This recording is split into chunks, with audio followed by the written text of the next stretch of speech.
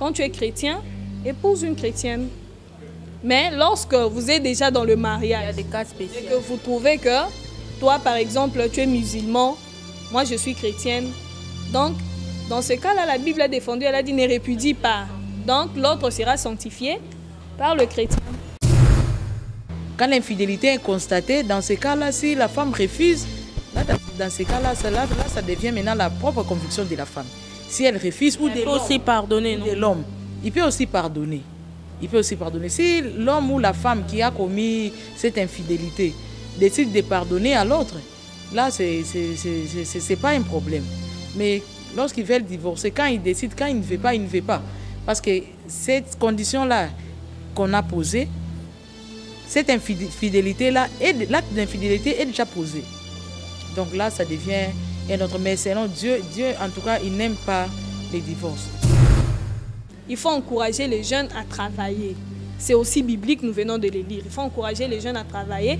Travailler si tu sais que tu as les possibilités, tu as beaucoup de possibilités, étudier, arriver jusqu'au niveau où tu veux. Fais-le. Mais si tu vois, il y a peu de possibilités, mais quand même, une possibilité, une occasion peut se présenter d'apprendre, faire une formation à propos de quelque chose. Moi, j'encourage les gens de les faire.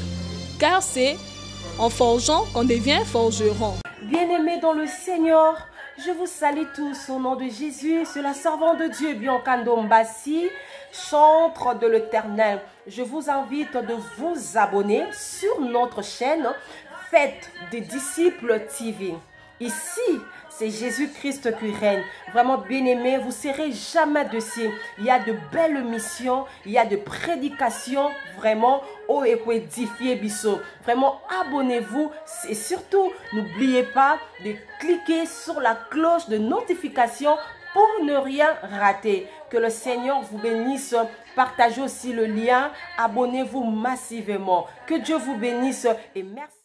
On passe à notre troisième point qui est le fiançailles, le mariage. D'ailleurs, le temps passe vite, hein, mais ça nous reste encore 3 points. Voilà, le troisième point, c'est déjà les fiançailles, le mariage. Alors, dans ce point, déjà, si on commence avec le fiançailles, c'est à Claudine, j'aimerais bien savoir, est-ce qu'un chrétien peut épouser un non-chrétien? Bon. D'abord, il y a un passage dans la Bible qui nous dit il faut... en tout cas, ce passage m'a échappé. Mais pour moi, je pense qu'il faut épouser quelqu'un avec qui vous avez les mêmes idées, les mêmes convictions, hein, et vous partagez les mêmes habitudes. Donc, en tant que chrétien, comme moi je suis chrétien, les païens ont son habitude. Moi aussi, j'ai mon habitude. Il a ce qu'il veut et puis moi aussi, je sais ce que je veux. Il y a des principes. C'est un problème de principes. Est-ce qu'avec ces principes-là, quand tu te maries à un chrétien se marie à une païenne, à moins que s'il fait l'effort de ramener ces païens-là à devenir chrétiens. Tu vas faire l'effort comment? Bon, par des arrangements. Ils font des arrangements. Si la païenne lui change. Parce que c'est aussi possible. Hein? Là, maintenant, ça va dépendre de cette personne. Parce que pour moi, pour être ensemble, il faut que vous partagez les mêmes convictions, les mêmes idées. C'est ça là, vous allez marcher ensemble. Mais avoir des idées différentes, l'autre est chrétien, l'autre personne est musulman. Ça pose déjà un problème. Vous avez 2 croyances différentes. Donc pour moi, un chrétien, ça va. Un musulman, ça va. Oui, partage la même conviction. D'accord, Marie-France, la même chose pour toi. Un chrétien ou une chrétienne peut prendre un païen en mariage? Bon, il peut ou pas. Il peut dans le sens où maman Claudine vient de parler. C'est vraiment une chose aussi capitale. Un chrétien peut prendre un non-chrétien en mariage. Oh, Marie, tu es d'accord avec ça? Je dis ça parce que il y a... la nuit, j'étais en train de feuilleter quand même la Bible. Hein, je suis en train de lire. J'ai vu un passage là qui parlait À propos des enseignements, c'est les enseignements de l'apôtre Paul. Il y a quelque part qu'il avait dit que non, un non-croyant peut épouser une non-croyante, ou soit une non-croyante peut épouser un non-croyant, car c'est... Nous allons lire ça. Attends, on va lire ça parce que j'avais noté. Je pense que c'est dans 1 Corinthiens. 1 Corinthiens, chapitre 7. On va faire le verset 12. Aux autres, ce n'est pas le Seigneur, c'est moi qui dis. Si un frère a une femme non-croyante et qu'elle consente à habiter avec lui, qu'elle ne la repudie point. Et si une femme a un mari non-croyant et qu'il consente à habiter avec elle, qu'elle ne repudie point son mari. Car le mari non-croyant est sanctifié par la femme et la femme non-croyante est sanctifiée par le frère. Autrement, jusqu'à maintenant, ils sont saints.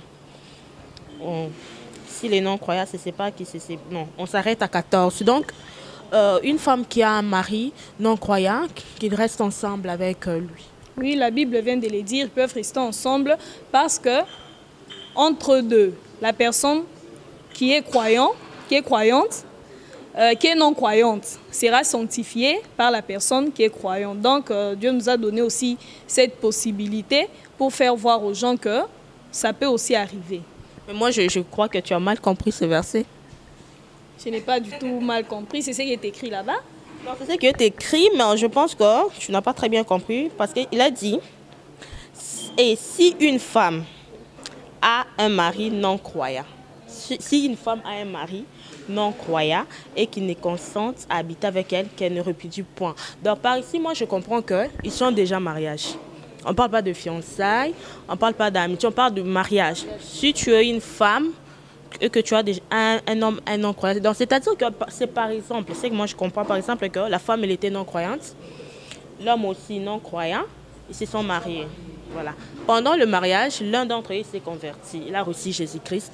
Là, tu ne peux pas quitter ton mariage à cause de ça. C'est-à-dire, bon, comme je suis maintenant chrétien, je laisse mon mari. Non. Là, tu n'as plus le droit parce que d'ailleurs, Dieu ne permet pas les divorces. Hein, Marie, tu comprends, non? Là, tu es d'accord avec moi? Non. Bon, selon moi, un chrétien doit épouser une chrétienne. Selon moi. Mais dans les contextes là, une autre personne qui peut trouver que pour lui c'est normal d'entrer en mariage, par exemple dans le mariage, d'entrer en mariage avec une personne non. Parce que quand on parle d'un non-croyant, donc c'est celui qui ne croit pas, je ne sais pas, en Jésus-Christ. On parle de Jésus bien sûr, parce que nous ici, nous sommes des jeunes chrétiennes. Donc un non-croyant, c'est une autre personne en dehors du christianisme, par exemple. C'est lui qui ne croit pas en Jésus-Christ. D'après moi, ce n'est pas du tout bon. Quand tu es chrétien, épouse une chrétienne. Mais lorsque vous êtes déjà dans le mariage, il y a des cas spéciaux. Et que vous trouvez que toi, par exemple, tu es musulman, moi je suis chrétienne. Donc, dans ce cas-là, la Bible a défendu, elle a dit ne répudie pas. Donc, l'autre sera sanctifié par le chrétien. Là, maintenant, tu as très bien parlé. Je suis maintenant d'accord avec toi. Donc, je suis vraiment moi aussi de même avis que la sœur Claudine et Marie. Donc, quand tu es chrétien, n'épouse pas une païenne. N'épouse pas quelqu'un qui ne partage pas le même conviction avec toi, comme la sœur Claudine avait dit. Nous allons d'ailleurs lire 2 Corinthiens, chapitre 6, verset 14. Il nous dit ceci. Ne vous mettez pas avec des infidèles sous un joug étranger, car quel rapport y a-t-il entre l'injustice et l'iniquité? Ou y a-t-il de commun entre la lumière et les ténèbres? Tu vois?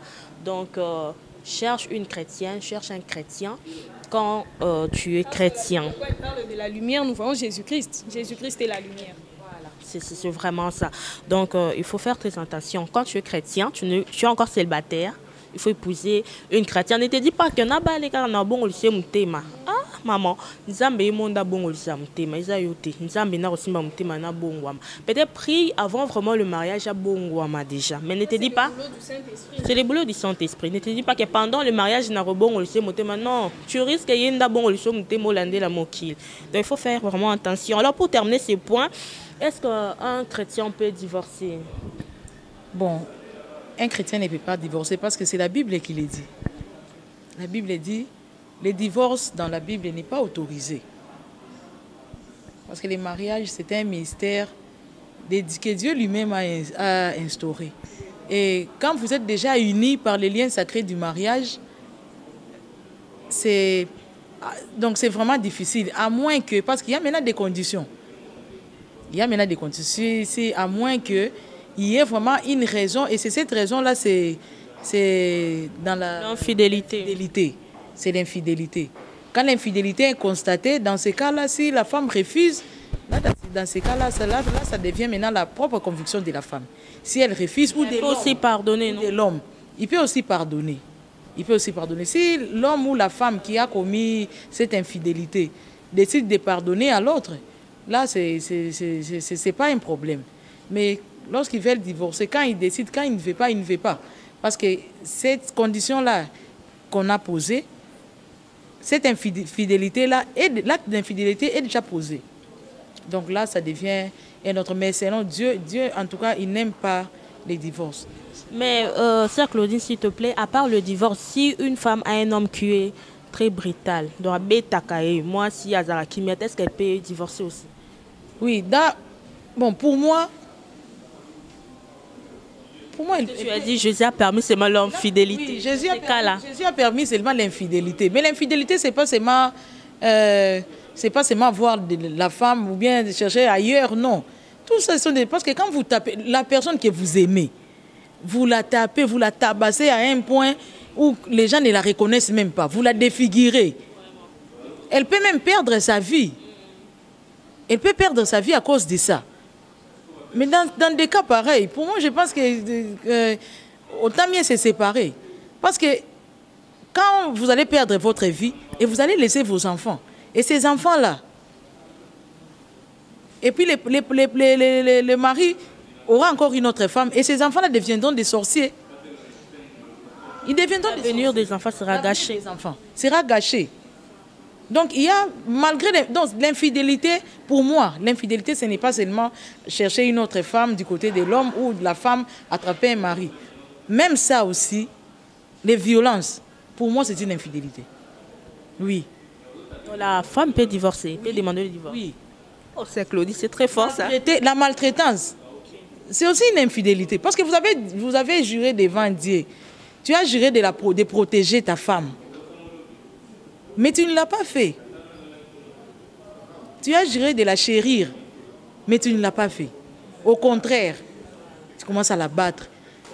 Tu commences à l'insulter. Elle était venue sans tache, sans cicatrice. Et elle attrape tout ça chez toi. Donc, quelle image ça donnerait à vos enfants? Donc vous détruisez aussi la vie de vos enfants. Parce qu'en voyant ça, en voyant tout cela, toutes ces violences-là, les enfants aussi, ils vont perdre le goût du mariage. Parce que vous savez, aujourd'hui, il y a beaucoup de ces jeunes qui se disent qu'ils ne peuvent pas se marier. C'est à travers ce qu'ils ont vu. À travers ce qu'ils ont vu, ça les a découragés. Donc les mariages pour eux, c'est devenu un autre monde. En tout cas, là, je comprends. Nous allons déjà vers la fin de l'émission. Alors, à la sœur Marie-France, qu'est-ce que toi tu dis par là? Un chrétien peut divorcer au cas peut-être de violence? Bon. Un chrétien, d'abord, la Bible nous défend de divorcer. La Bible nous dit la seule condition qu'une personne peut divorcer de sa femme ou de son mari, c'est le cas d'infidélité. À part l'infidélité, il y a d'autres cas que nous rencontrons dans les mariages, des difficultés. Par exemple, il peut y avoir des violences, comme vous venez de le dire. Mais pour moi, ce n'est pas du tout important de divorcer. Car il y a des gens, quand vous êtes là... Quand vous êtes arrivé jusqu'au point des violences vraiment habituelles, dans ce sens-là. Donc, ça avait déjà commencé. Tout a commencé par un.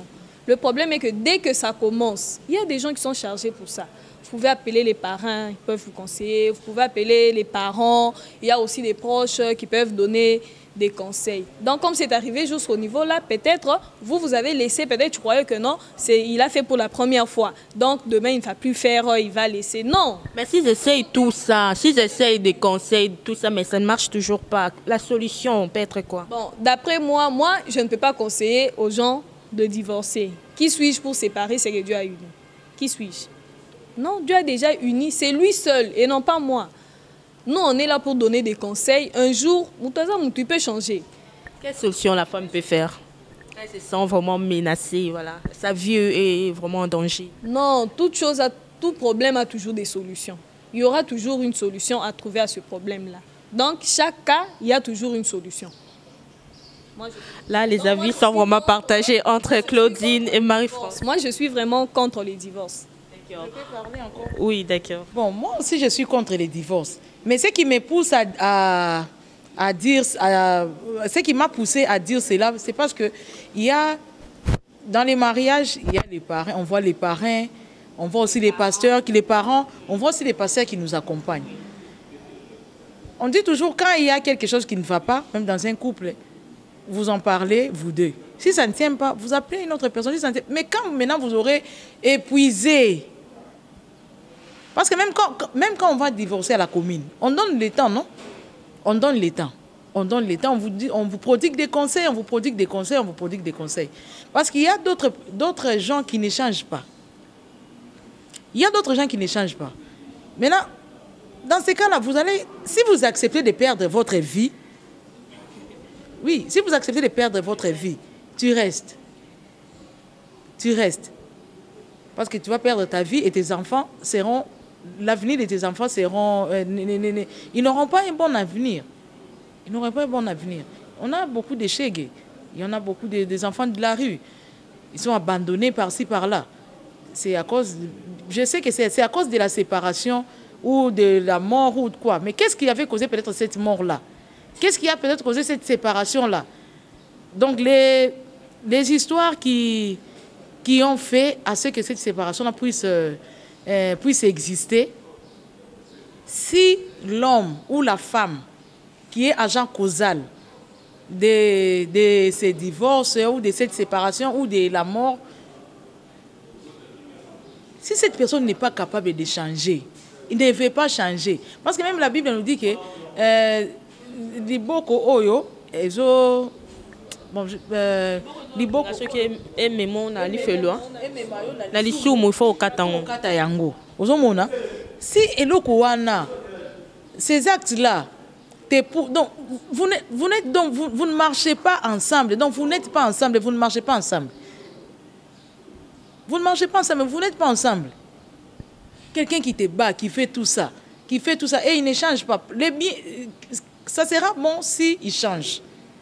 Parce que les femmes, on a un grand cœur. Donc, la première des choses de faire, ce n'est pas directement penser au divorce. Oui, ce n'est pas directement. Donc, il faut épuiser toutes sortes de recours. Donc, vous épuisez, vous allez ici, on vous conseille. Et quand maintenant ça ne marche pas, quand ça ne tient pas, quand l'homme ne veut pas changer, dans ces cas-là, vous pouvez vous séparer pour préserver la vie. Parce que la vie est sacrée. La vie est sacrée. Voilà. Là, c'est la sœur Claudine. Bon, la sœur Marie-France n'est pas de même avis qu'elle. D'accord. Moi également, je suis contre les divorces. Jésus-Christ, il est contre les divorces. Je pense que la sœur Claudine également, elle est contre le divorce. Mais dans ces cas-là, moi, je pense que notre référence, c'est toujours la Bible. Il faut toujours se référer à la Bible pour savoir qu'est-ce qu'on peut faire. Parce que quand tu es dans un mariage de violence sexuelle comme ça, il faut faire attention. Tu risques de perdre ta vie. Là, c'est vrai. Nous allons lire un verset, en Corinthiens 7, verset 10. La Bible nous dit ceci, hein. À ceux qui sont mariés, j'ordonne, non pas moi, mais le Seigneur, que la femme ne se sépare point de son mari. Si elle est séparée, qu'elle demeure sans se marier, ou qu'elle se réconcilie avec son mari et que le mari ne répudie point sa femme. Donc par ici, je comprends que la femme peut aussi se séparer avec son mari et après se réconcilier. Voilà. D'ailleurs, par ici, moi, je comprends que dans ces cas-là, un mari violent, c'est que la femme, tu peux faire, premièrement, il faut quitter d'abord dans la maison. Tu ne déclares pas le divorce, mais tu quittes d'abord à la maison pour te protéger. Comme la sœur Claudine a dit, la vie est sacrée. Moi, je ne soutiens pas aussi les divorces, même dans les cas de violence. Je ne soutiens pas ça parce qu'il y a toujours la solution à toute chose. Mais madame, il faut d'abord te déplacer, il faut d'abord quitter la maison parce que tu risques ta vie. Tu vas peut-être rester chez tes parents, je ne sais pas moi, chez votre pasteur. Et pendant ces temps, on va commencer à conseiller le mari. On va commencer à conseiller. Si les conseils, ça ne marche pas, qu'est-ce qu'on va faire? Il faut prier. C'est ça. Parce que Jésus-Christ, voilà, au lieu de divorcer, il faut prier parce que c'est lui qui vous a permis de se marier. Il vous a réunis. Il a dit que personne ne sait pas ce que Dieu a réuni. Donc personne. Même pas le juge, même pas le pasteur. Moi, je dis même au cas d'infidélité. Il faut pardonner parce que Jésus ne permet pas les divorces. Lui-même, nous savons dans la Bible la place du pardon. Hein? Le christianisme, c'est le pardon. Si Jésus l'a dit, pardonnez aux autres comme moi si je vous pardonne. Massoum, combien tu Et si ton mari tombe dans l'infidélité ou ta femme, il faut pardonner. Parce que quand tu pardonnes, il faut pardonner. Et surtout, il faut prier. Prie pour ton mari qui est violent. Là, Jésus-Christ, il est capable de lui changer. Il est capable de tout. Prie, mais ne divorce pas. Ça, Claudie, moi aussi, je suis contre toi. Tu es celle. Ne divorce pas. Il faut prier. Je ne suis pas catégorique à 100%. Ok. Ce que j'ai dit, je dis ceci. Il y a des conditions. Peut-être quand on aura, parce que je sais que les temps où tu seras peut-être chez ton parrain ou chez ta marraine ou chez les pasteurs, en ces temps-là, il y a des gens qui seront là pour faire à ce que ton mari revienne à la raison. Dans ces temps-là, s'il revient à la raison, je vais divorcer pourquoi? Je ne vais pas divorcer. Donc, le problème, c'est d'arriver à cette solution-là. C'est la solution-là.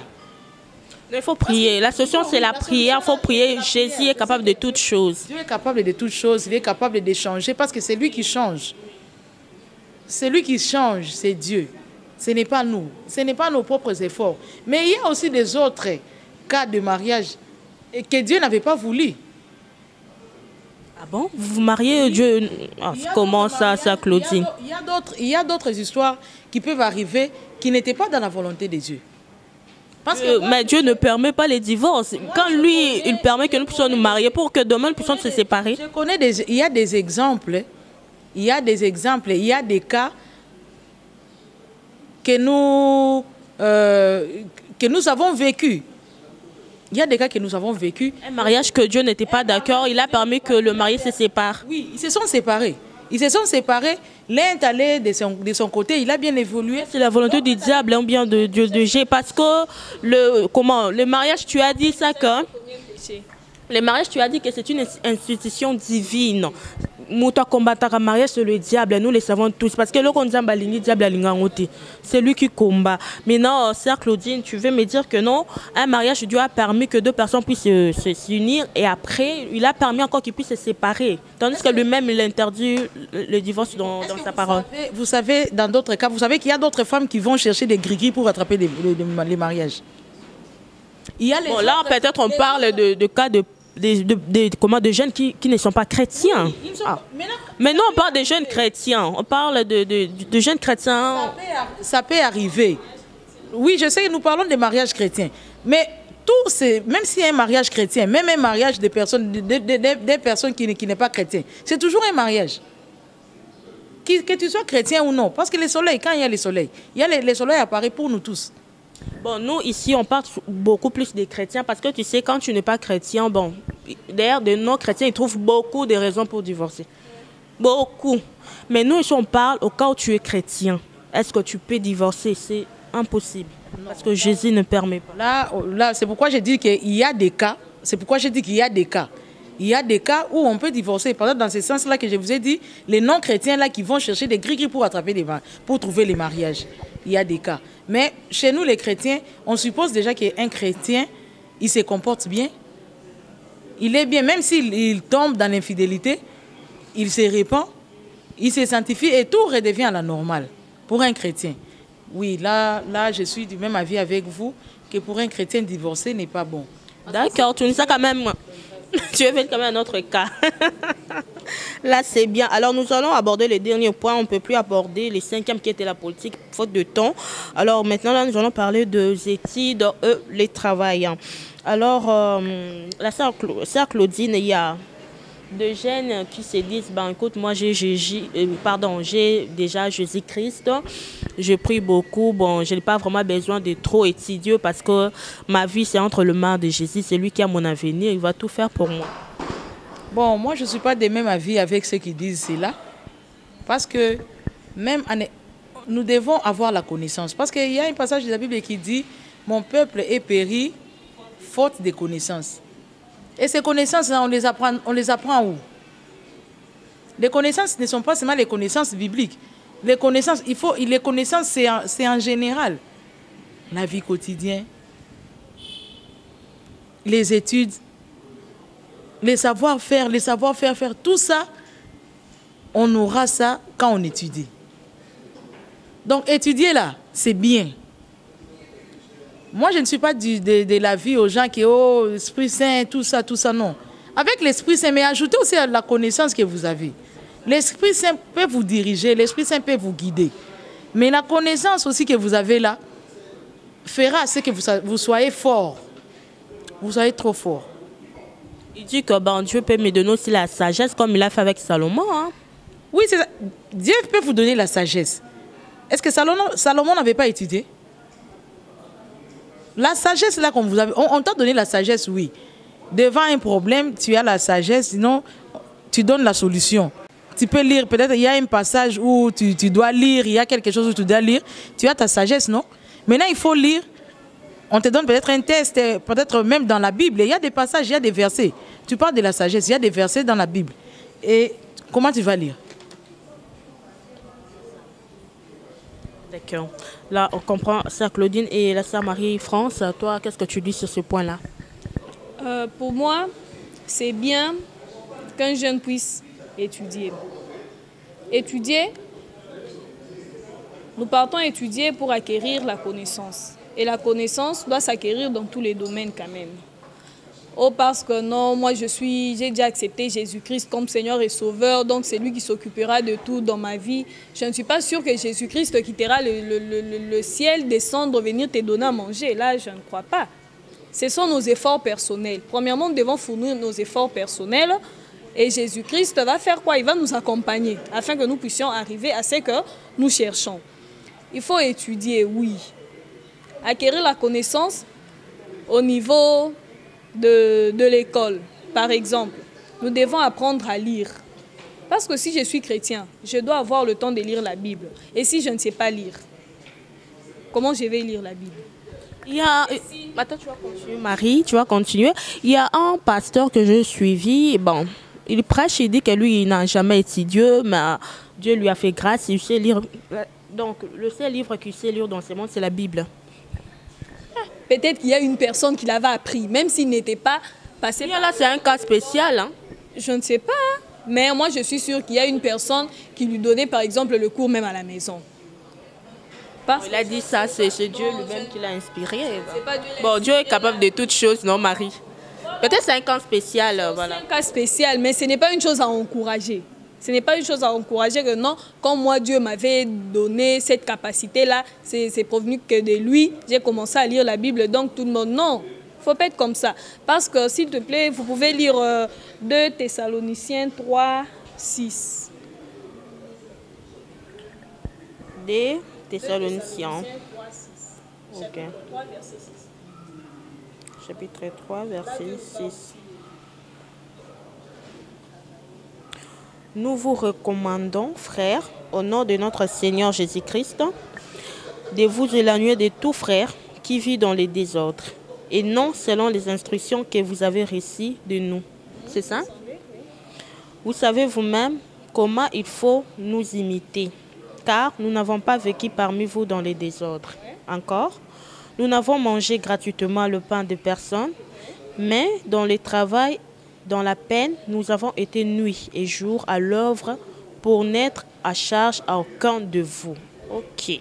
Dans la Bible, si vous allez par exemple à la maison, vous continuez à lire, vous allez trouver que on nous demande, c'est la Bible, on nous recommande de travailler.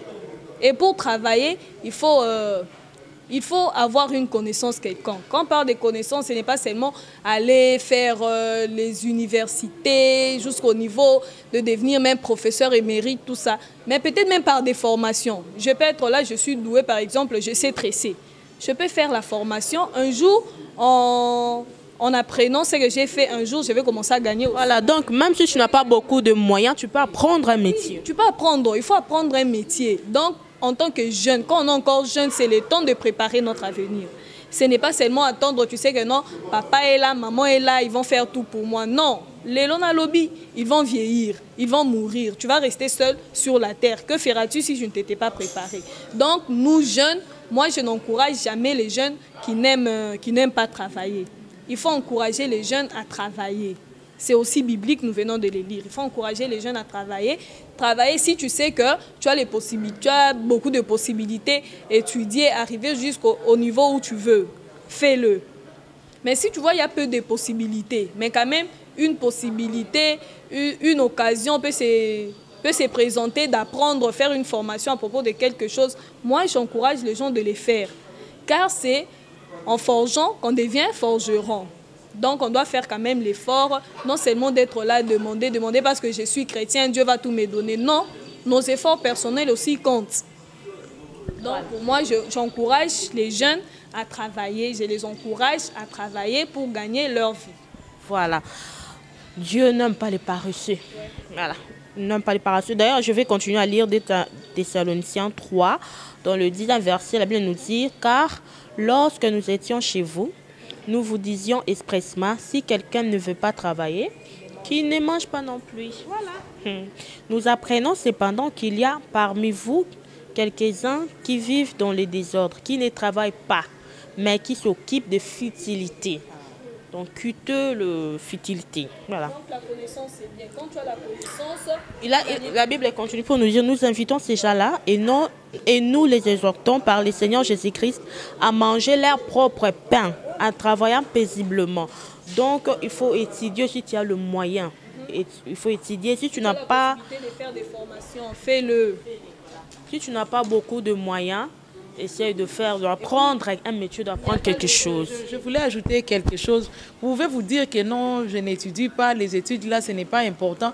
Vous pouvez vous lancer dans les commerces, mais vous devez savoir calculer. Vous devez savoir calculer. Donc,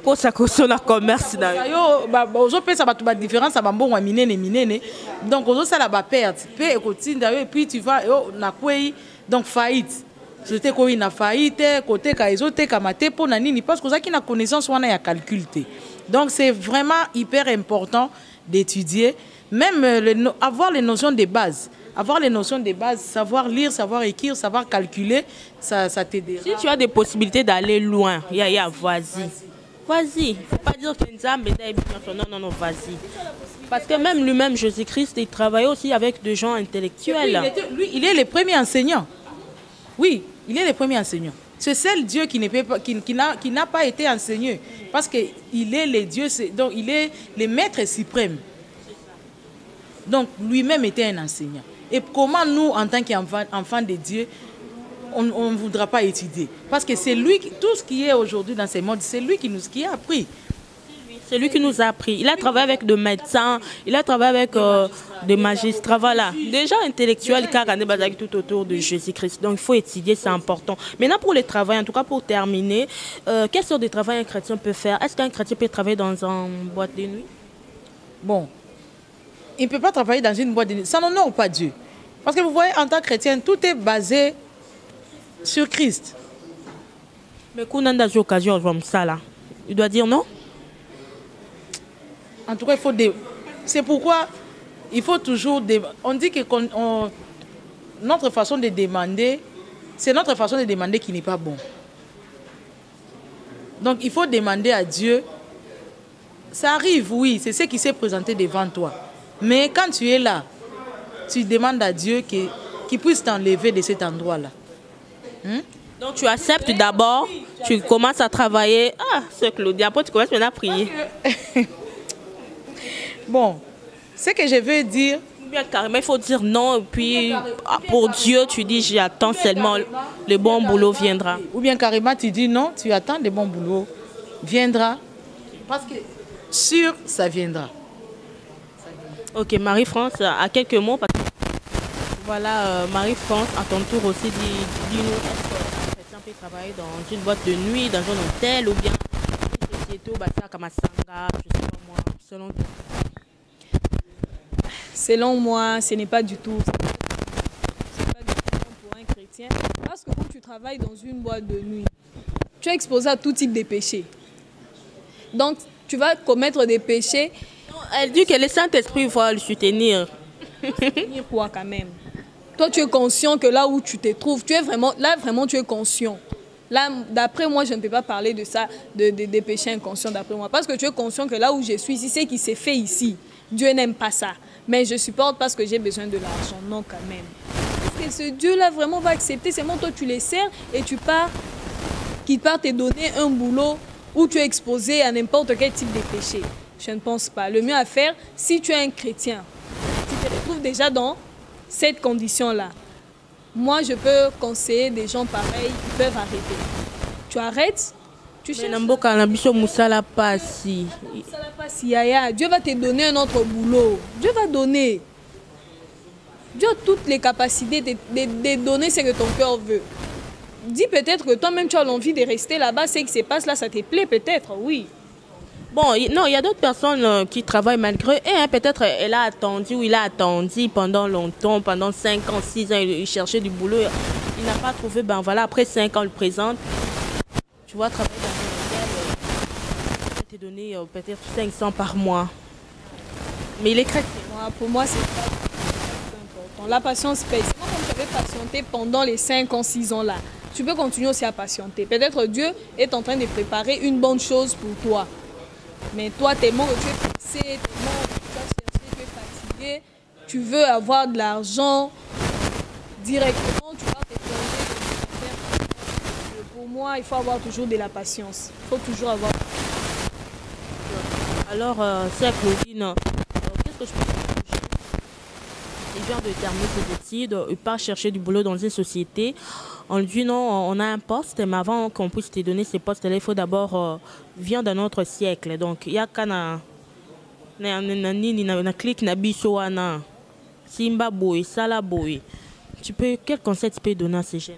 Carrément, je vais dire de ne pas accepter. De ne pas accepter, de refuser. D'être patient. Dieu va vous diriger autrement. Oui, c'est ça. D'accord. Il ne faut pas accepter, il faut être patient, il faut continuer à prier. Le Dieu là qui t'a permis d'étudier, d'arriver jusqu'au bout de tes études, il est capable de te trouver aussi un bon travail qui va l'honorer. Voilà, c'est tout ce qu'on peut dire. Voilà, c'est la fin de l'émission. Mais avant que nous puissions vraiment terminer complètement, on va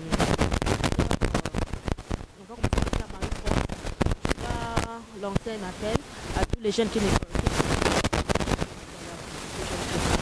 venir nous rejoindre aussi dans cette famille. Aussi va faire ça et à la fin moi je vais prier. Ben, tu fais ça juste même en 2 phrases ou 3 phrases parce qu'on n'a plus le temps là. Voilà. Moi, c'est que je peux demander aux jeunes qui n'ont pas encore reçu Jésus-Christ dans leur vie de venir. Jésus-Christ est bon, il est la lumière. Tant que vous n'avez pas Jésus-Christ, vous êtes dans les ténèbres. Et les ténèbres, ce n'est pas seulement se retrouver dans le noir et puis appeler ça ténèbres. Non, spirituellement, les ténèbres. Donc, vous ne savez pas quel chemin emprunter pour arriver, pour hériter les royaumes des cieux. Car c'est ce qui nous attend tous. Donc, moi, je vous invite, je vous demande que vous puissiez rejoindre Jésus-Christ. Car Jésus-Christ est le chemin et la vérité. Merci. Voilà, venez rejoindre Jésus-Christ, le chemin, la vie et la vérité. Donc quand tu as Jésus, tu as la vie éternelle. Alors à Sœur Claudine, même chose, un message à tous les jeunes qui n'ont pas encore reçu Jésus-Christ dans leur vie. Bon, à tous les jeunes qui n'ont pas encore reçu le Seigneur Jésus-Christ comme leur Seigneur et Sauveur, je vous encourage à suivre les chemins de Jésus. C'est Jésus qui est la vie et la vérité. Nous devons tous faire un effort de croire en lui. Parce que ce que nous sommes aujourd'hui, si aujourd'hui nous sommes vivants, si on vous appelle jeunes tels que vous êtes là, c'est parce que Dieu l'a voulu. S'il ne l'avait pas voulu, ça n'aurait pas été ainsi. Vous n'aurez pas été appelé jeune. C'est lui qui vous donne la force, c'est lui qui vous donne les capacités d'affronter tous les obstacles qui se présentent devant vous. Donc, je fais l'appel à tous les jeunes d'accepter Jésus-Christ comme Seigneur et Sauveur. C'est lui qui va nous diriger. Aujourd'hui, nous avons besoin de travailler, nous avons besoin de la stabilité dans la vie, nous avons besoin de nous épanouir, d'aller par-ci ou par-là. Et c'est le seul Dieu qui nous aidera à atteindre notre objectif. C'est lui qui va nous guider dans tout ce dont nous avons besoin. Et nous serons vainqueurs dans tout et pour tout. Voilà, alors vous avez suivi le message de deux jeunes chrétiennes, la sœur Marie-France et la sœur Claudine. Alors vous êtes aussi vous avez pris la décision de recevoir Jésus-Christ dans votre vie, vous avez fait une très très bonne chose. Parce que vous savez à quoi bon, la Bible nous dit à quoi bon de gagner ce monde si on perdrait notre âme. La chose la plus importante pour une personne, c'est son âme. Parce qu'après cette vie que nous avons ici sur terre, il y a une autre vie qui nous attend. La vie éternelle, seul Dieu donne cette vie. La sœur Marie-France a dit, Jésus-Christ est le chemin, la vie et la vérité. Donc c'est lui qui nous montre le chemin de la vie. Il est lui-même la vie, il est la vérité. Venons Jésus-Christ, tout en étant jeune, il a besoin de toi. Quand tu es jeune, tu es encore fort, il a besoin de ta jeunesse là pour lui servir. Alors, si tu as décidé de donner ta vie en Jésus, je t'ai pris ma soeur, je t'ai pris mon frère de faire cette prière avec nous. Dieu après moi, Dieu, je sais que je péchais contre toi et que je mérite une punition.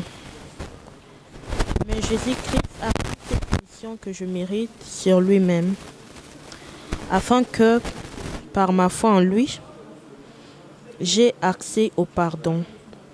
Je mets ma confiance en toi pour mon salut. Merci pour ta grâce merveilleuse et ton pardon, pour les dons de la vie éternelle. Je décide de te suivre toute ma vie et je te donne ma jeunesse. Au nom de Jésus-Christ de Nazareth. Amen. Voilà, bienvenue dans notre famille de disciples de Jésus-Christ. C'est la fin de l'émission. Je vous donne la parole. Moi, Bambo, t'es 2 ou 3 personnes seulement. Et après, on va conclure. On commence avec sœur Marie-France. Ok. Voici, je touche pour toi. Ok. Je dis merci à Dieu parce qu'il m'a donné cette occasion de me présenter devant les peuples de Dieu et parler comme je l'ai fait. Je dis aussi, je salue mes parents, papa Georges Kaniki, maman Marie-Jeanne Mbete. Je salue ma tante Charlotte Tenaï et son mari, pasteur Serge Tenaï. Je salue toute ma famille, la famille Tenaï, la famille Kaniki. Je salue aussi mes amis et connaissances. Merci. Ok, voilà, merci. Sœur Claudine. Je touche pour toi. Ok. Bon, je remercie Dieu qui a permis à ceux que nous puissions participer à cette émission aujourd'hui. Je le remercie parce que c'est lui le maître des temps et des circonstances. Et je salue toute ma famille, la famille Tendai. Je salue mes enfants, Audrey, Brian, Carlotta. Je salue mes frères et sœurs, Jean-Alain, Elvis. Je salue toute la famille en tout cas, ainsi que mes amis et connaissances. Ainsi que tous les peuples de Dieu. Voilà. Tu as oublié combien? Beaucoup comme ça. Marie, c'est très vite l'air, non, très vite. Oui, j'ai oublié mon cordon Joël Mukuna, notre frère Dieu Poya et mon fiancé Boni Kassongo. Ah, les fiancés, là tu allais avoir de problèmes. On salue le fiancé. Voilà, c'est la fin de l'émission. Moi, je dis merci à la sœur Marie-France et à la sœur Claudine pour votre temps. Vous avez accepté de venir répondre à notre invitation. Je suis sûre que prochainement, vous serez encore là. D'accord. Alors, c'est la fin de l'émission. Merci à tout le monde qui nous ont suivis du début jusqu'à la fin. Je dis comme ça merci à celui qui était derrière la caméra, Corneille. Merci pour les images. Et je vous retrouve prochainement pour un autre numéro. Je salue Papa Bob avec toute ta famille. Que Dieu vous bénisse. Bye bye.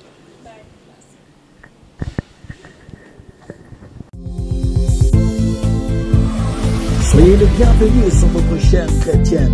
Faites des disciples TV, c'est Jésus-Christ qui règne.